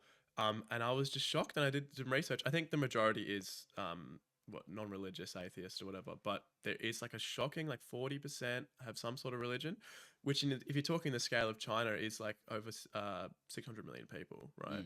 It's a lot of people that are religious in a country that is so famous for religious persecution. That being said, I didn't see any open Christians. I'd say it'd probably be hard to be like Christian in China because of the way it was brought in. Not that I'm against, like, I don't think you should have like anti-anything policy really. Like you shouldn't have anti-Catholic policy or anything like that. But especially the way that China was introduced to Christianity was through like during the century of humiliation. That's a really dark chapter in China's history. They absolutely their entire like everything their government projects now is in spite of the century of humiliation, and it's like that was almost entirely done by Christian nations to them. So they had a really big period of persecution, especially in the 60s and during the Cultural Revolution. And I think a lot of it was just like wiped out and hasn't recovered. And I don't think China is about to like let them open the door for them to recover. That being said, I don't think you would get thrown into prison for believing in Jesus or anything like that. I think a lot of China is basically like you can do what you want but keep it to yourself. Yeah, like you can be gay in China, but you know you don't want to be doing like public displays of affection. Exactly, you could get yourself in trouble. People might not like it. But it's not like against the law. Yes. Yeah. This is what I found when I went to Japan. I've never been to China, but I went to Japan, and I hope it's not racist to compare the two, but I felt very disconnected from the people. Like I felt connected to the culture because I was able to walk around and be in temples and be in these shrines and even just out in nature, out in like big like Japanese rainforests and things like that. I was very connected to the country and the land, but I didn't feel like I was able to connect with the people as much as I would have wanted. There was a language barrier there, obviously, but there was also a distance between Japanese people and me that I can't necessarily articulate, but it was there, and I wasn't able to get through to what it was kind of like really like being in those moments in those cities. I think Japan has had too many tourists for too long, or like there's always incidents of like something a tourist done that's fucking terrible, or like always, you know, even like you go back as like Jake Paul and the Suicide Forest, right? Logan Paul, brother.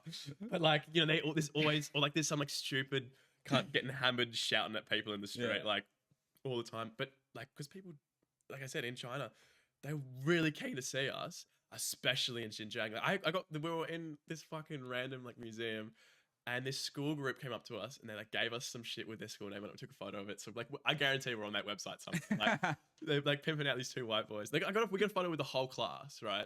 That's awesome. It's fucking sick. We're in Jining at one point, which is in Qinghai province, just here. Yes. Which is like a Tibetan province, and we were in like a Tibetan monastery, and we just started taking photos of this one group of people, and then we got like fucking swarmed. Like all these people came to take photos of us, and it's like so.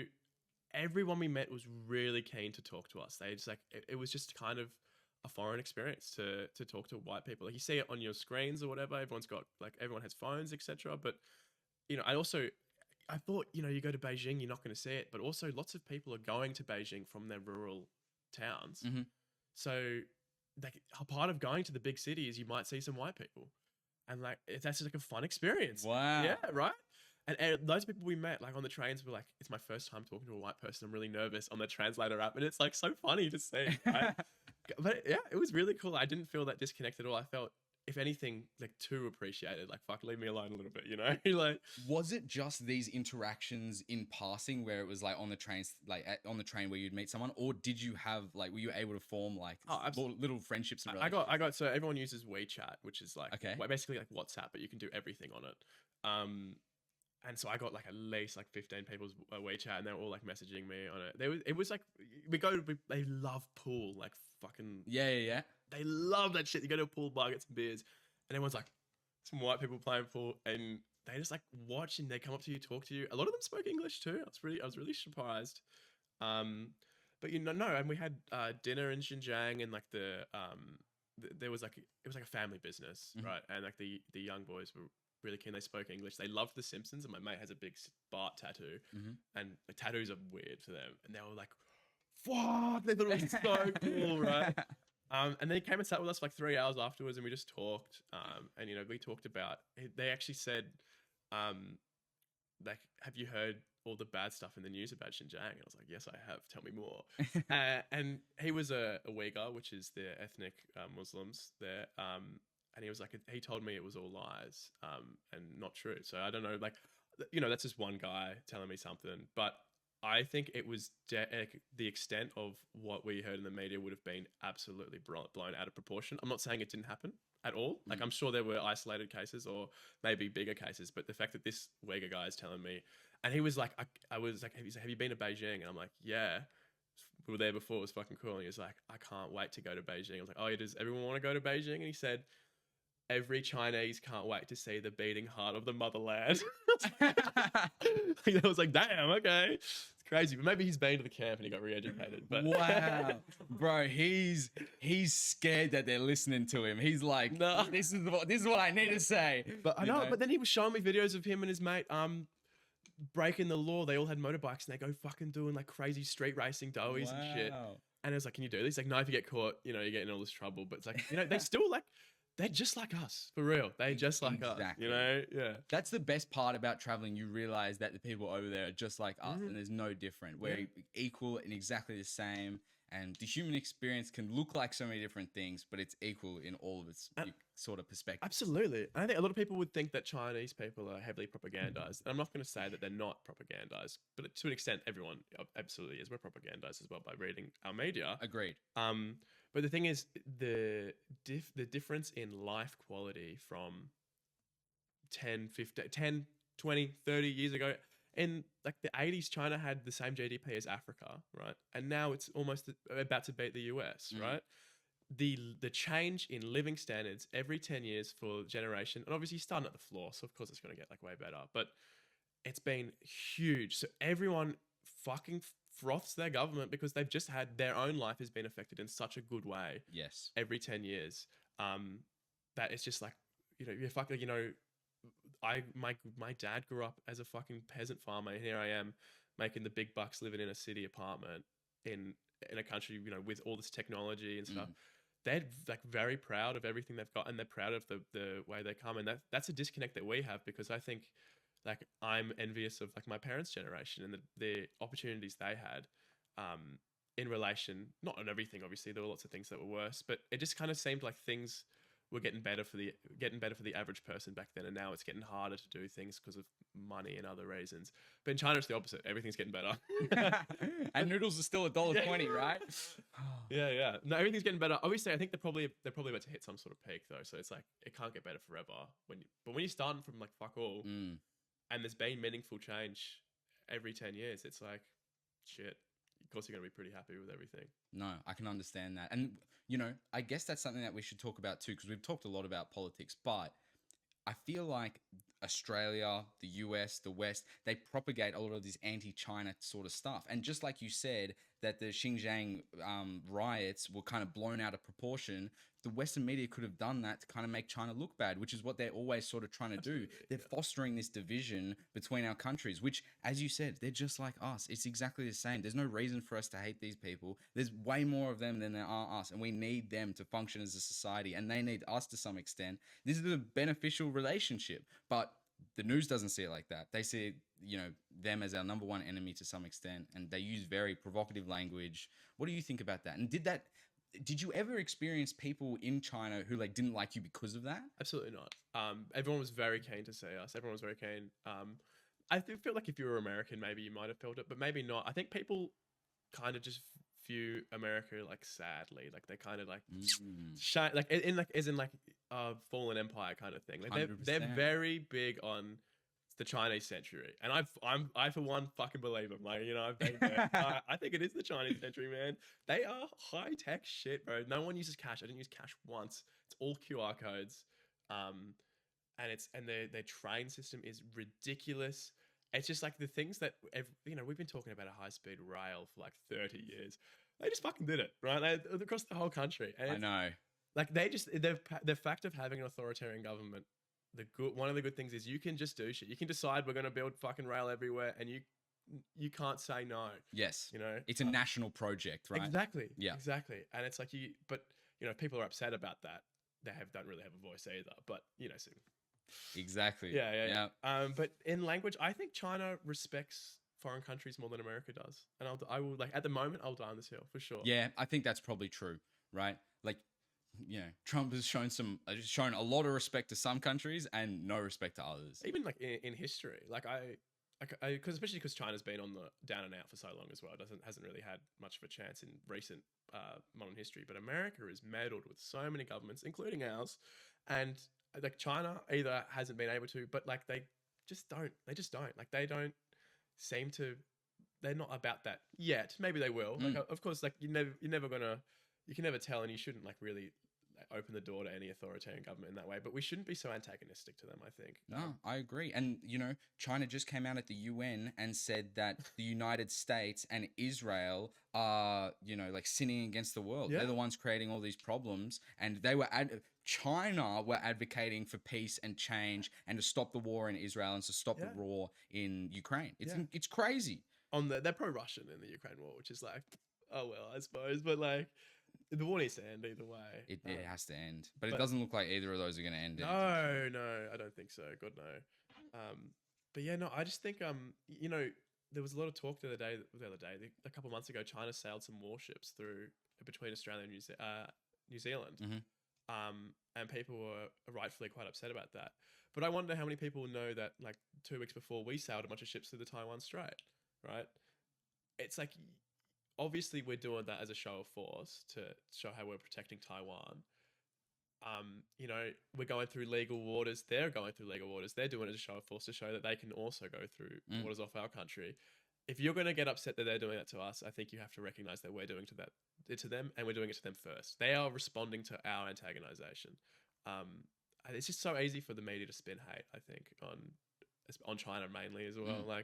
I don't know. Yeah. Well, that's what they sell. They sell hate. The like legacy media, like mainstream media, they sell hate. Really. It just generates the most clicks as well. So yeah. It's their business. They're in the business of division and hatred and like polarization of topics, right? And that's why whenever you bring up something that is a little bit sketchy or maybe in that kind of conspiracy theorist realm, you get completely shut down because you're not allowed to express ideas that go against the mainstream tide. But what else happened in China? Any crazy stories that we haven't covered just yet? Fuck. I almost got heat stroke in Xi'an. It was so hot the entire time. Like it was 40 degrees regularly. Wow. It was fucked. Actually, I would not go back. Actually, when I go back, I want to go in winter when it's snowing just to get both ends of the spectrum. But yes, I almost got heat stroke in like Xi'an. That was crazy. Did a big like tandem bike ride around one of the big thing. I don't know. I'm not huge on Chinese history. It's just like all the same castles. I'm not into medieval history either, so it's kind of the same thing to me. But even less understandable because I don't speak Mandarin. What's your favorite period of history then? What do you like? I'm a big modern history enjoyer. And the 20th century is easily the best. Easily. Like we went from not being able to fly to on the moon in 60 years and also like rockets and nuclear power. Like the amount of change in the 20th century is crazy. Like, and in China too as well. But across the world, like from 1900 to 2000, so much different from 1800 to 1900. Like ridiculous. And probably 2000 to 2100 at this point, right? Yeah. I think like modern history is so good in that way because of like the monumental change, the terrible things that happened when you look at World War One, World War Two in that century too. But I think there's also kind of like a mystery and a fascination with ancient history as well. For sure. Like that captivates me in a way that modern history can't. Because modern history, yes, there's some shady stuff going on. Some stuff's known, some stuff's a little bit, more unknown. But when it comes to ancient history, it's all up for speculation. And there's so many crazy things that, keep getting discovered, have been discovered for a long time that I recently learned about and discovered for myself. And it just propagates my interest in ancient history. It's great. We're on the opposite ends of the spectrum because I love how much information is available about like modern history. So I get to know everything about a certain topic, and I also love how quick things happen. Because in ancient history, like Rome decides to attack Carthage, and it's like they set sail, and then they're there in a few weeks or whatever. And it's like in modern history, it's like this can't like ring somebody. And within like minutes, there's like a huge crisis or something. And it's like, I love how quick things can happen. It goes like in the bad way as well. But I think the amount of information and how quick things happen just compacts a lot more into a smaller time period. And it's just, I don't know. I also love the wars as well. So it's just, I'm a big geopolitics enjoyer. And that's just like two massive events. Dude, you need like your own show or something. Like you know so much about this, like not just the history stuff, but like how that bleeds into what's going on today and weaving it all together. Because modern history and current geopolitics are the same thing. Absolutely. It's just you're just going back in time and looking at it through a different lens. But it's the same like emotions and the same situation that you're managing in all phases of time. And it's just how people dealt with it, what was the like situation that occurred, etc. And we can learn lessons from that and apply them today. And also like why is somebody like, what is the motive of a country doing this? And it's like, if you know a little about their recent past, it might have the answer to that. You know? Like absolutely. I don't know, it definitely blends really well for sure. No, the context is so important. Right, because exactly what we were talking about before, what's happening in Australia, what's happening in the UK right now, you need the 20, 30 year build up to it, right?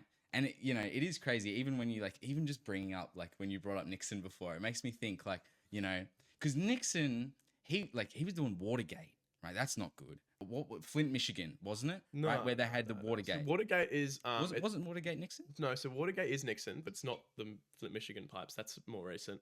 Watergate is where there's a big hotel in Washington, and he paid some saboteurs to go in and bug it. So he had the Democrats bugged so we could listen to everything they're saying. And is that what it says there? Yeah, and that's what got him down, right? Because he bugged the Democrats. I think if Trump did that today, nothing would happen. This doesn't seem like that bad of a scandal compared to what I read fucking every other day, basically, right? Like this isn't that, and he covered it up. And that was the real, like he got done hard for it. Yeah, right? Exactly. That's really what got him, because he tried to cover it up and then it blew into this huge thing. But, well, dude, Israel have been caught putting listening devices in the White House and things like that multiple times. So I remember reading an article, Netanyahu used somebody's bathroom. I think it was the Prime Minister of Lebanon. He used their bathroom and they found a listening device in the bathroom of this Lebanese government official. It was insane. Anyway, how low can they go? They're doing some pretty low stuff right now. Yeah. So what do you think of the flotilla that's arriving right now? Is that like the one that Greta's on or something? On? I don't know how I feel about that. It's a bit silly. It seems a little Like, I mean, Performative. yeah, it does. I mean, like, I'm not, like, I like Greta. I think, like, nothing wrong with it. But they got arrested this morning and I watched the video and it just, like, in my opinion, seeing her sitting there and then, like, get treated so well by the IDF just kind of does the opposite to what they think they're doing. Like, Exactly. it doesn't paint them in a negative light. It kind of makes it look silly. At the same time, like, I'm sitting here in the comfort of my own, I'm sitting here in the comfort of your own chair, safe, and they have a cause that they believe in, and they are out doing something about it. Fair enough. I can't hate on that. I think maybe it is a little performative, but hey, if it, they are at least doing something, right? And they are drawing attention to it, but maybe not. I don't know if it was needed, but yeah. Fair. Well, speaking about the Middle East, you've also traveled to Turkey. When was that? 2-3 years ago now? Yeah, a couple of years ago. It's 2022. I was last in Turkey. Dude, not many Australians are going to Turkey. What was it like? There's a lot of Australians in Turkey, actually. I don't think so, dude. I think there's a lot of Australians that want to go to New Zealand, Fiji. It's not like Bali, but Bali. Yeah. No one's going to Turkey, dude. Especially not it's now. In Europe, man. I don't know, like not now. Not many people going to Turkey right now. Why? I don't Because it's too close. I know people that were in. It's too close. I know 2 Australians that were in Turkey that don't really travel, and they were in Turkey last year. Or last year. Maybe. Look, I'm sure you would be safe if you went, but it is safe. It's a completely safe country. Like it's a modern, normal country.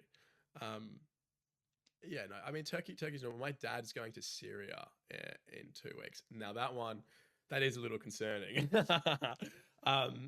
But at the same time, like, I'm more worried that he's going to get taken out by a random Israeli drone strike than like a terrorist or something. Exactly. Like I'm much more worried that he's going to get hit by an Israeli missile when he's just like walking down the streets of Damascus or something like that. But yeah, I think part of what makes traveling enjoyable for me is I like going to the places that the average person doesn't go to. I mean, obviously I enjoy going to the Europe or Bali and having a swim and shit. Like who does? Like that's great. Like there's nothing wrong with that. But I definitely get this from my dad, but I love going to the obscure places. I love going to places filled with history. I like going to places that people are like, oh, why are you going there? I went to Uzbekistan's probably my top place I've ever been to. I went in 2022. Fantastic. It's a Central Asian country, oil wealthy. Not many people go there. Very beautiful. It's like I get to go see this shit with the most like fucking gorgeous stuff, and there's no tourists there. And it's like it's like I'm finding the uncovered areas before tourists get there sometimes. And other times it's just like I like the political part of it. I went to this small breakaway state next to Moldova called Transnistria, which is the only communist part of it's like it was a part of the USSR, but it never retired. And it's just like I was there with a bunch of Russian troops. I was there in 2023. So it's like the Ukraine war was going on. It's right on the border with Ukraine. And it's like 10,000 Russian troops. But, I was there for like the military parade and it was fucking sick. I didn't feel unsafe either. But maybe that's just because like I'm a white man. I'll probably be all right. Yeah. You can sort of have that illusion because you're not used to conflict. You're not used to being there. You don't know how often this occurs. So you kind of have like the tourist blinders on where like, I'm fine, right? But you really know. So absolutely. I mean, you're also like extra careful though. Like I'm not committing any crimes. Exactly. I'll commit the light crime in Australia. Okay, I'll shoplift like this V. No one fucking, right? I'm not doing that. But in China, no, you're not getting 30 years for an energy drink. I'm not doing that shit, right? Dude, I hear you. Dude, we got to wrap this up. We've been going longer than I thought. Lrak, it's been an absolute honor. Thank you for coming on the podcast. It's been great.